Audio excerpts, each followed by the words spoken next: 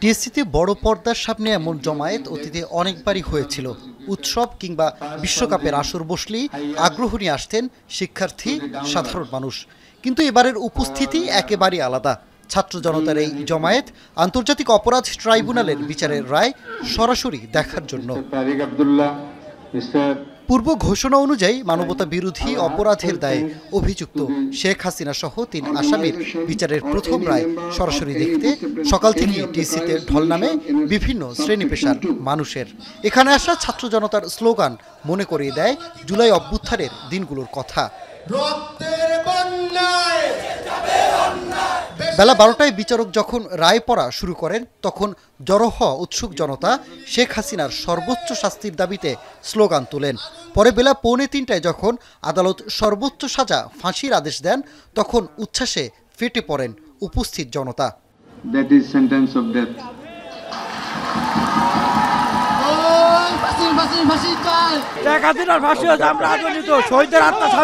যে সকল ভাইয়েরা শাহাদাত বরণ করেছে তাদের পরিবার হলেও কিছুটা হলেও তাদের পরিবার এই রায়ের মধ্যে দিয়ে সান্ত্বনা পাবে। বিগত 16 বছর ফ্যাসিস্ট হাসিনা বাংলাদেশের মানুষকে যেভাবে হত্যা অবিচার অন্যায় করেছে তার সঠিক বিচার বাংলাদেশের মানুষ দেখতে পেয়েছে।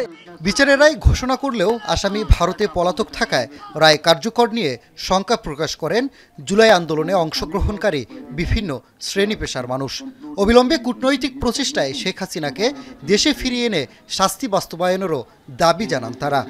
এই বিষয়ে ভারতের অপিনিয়ন কি এবং ওদের মনোভাবটা কি সেটাও দেখতে চাচ্ছি। বিচার হয়েছে, রায় হয়েছে, এই রায় যথাযথভাবে যত দ্রুত সম্ভব বাস্তবায়ন করা হোক।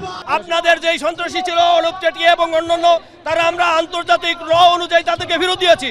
আপনিও আইনের প্রতি, বিশ্ব আইনের প্রতি শ্রদ্ধা দেখিয়ে আপনি এই খুনি হাসিনাকে আইনের হাতে সোপর্দ করুন। দিল্লি থেকে আমরা কূটনৈতিক সম্পর্কের মাধ্যমে অথবা বন্দি বিনিময় চুক্তির মাধ্যমে বাংলাদেশে যেভাবে এনে সম্ভব তাকে ফাঁসিতে ঝুলাইতে হবে। টিএসসি ছাড়াও রাজধানীর বিভিন্ন স্থানে এই মামলার রায় বিটিভির মাধ্যমে সরাসরি দেখানো হয়। রায়ে বিচারক সর্বোচ্চ সাজার আদেশ দেয় বিভিন্ন স্থানে আনন্দ মিছিল বের করেন ছাত্র জনতা। রায় উদযাপনে বিতরণ করে কেক মিষ্টি। আমাদের যে প্রত্যাশা ছিল যে ফাঁসি রায় হবে এবং সেই রায় হয়েছে, এটা আসলে খুব খুব খুব খুশি। যে পুলিশগুলোর মারিতে গুলি করে ওদের ওয়াট যাবে, খালি এর না ওইটা তো ওকে হবে। এই রায় কার্যকরের মধ্য দিয়ে বাংলাদেশে আধিপত্যবাদ বিরোধী যে রাজনৈতিক ব্যবস্থা সামনের দিকে এগোবে সেটা প্রতিষ্ঠা হবে। এ সময় শেখ হাসিনা সহ বাকি আসামিদের দ্রুত ফিরিয়ে দিতে ভারতের প্রতি আহ্বান জানান তারা। 2024 সালে গণ অভ্যুত্থানের শুরুটা হয়েছিল ঢাকা বিশ্ববিদ্যালয়ের এই জায়গা থেকে শিক্ষার্থীদের মিছিলের মাধ্যমে, যা পরে ছড়িয়ে পড়েছিল সারা দেশে। এবারও শিক্ষার্থীদের মিছিল, তবে এবার শেখ হাসিনার সর্বোচ্চ সাজা মৃত্যুদণ্ডের রায়ের ফলে। তবে তারা এখানেই থেমে থাকতে চান না, তাদের চাওয়া এই রায়ের বাস্তবায়ন। সানি মৃধা, এখন, ঢাকা।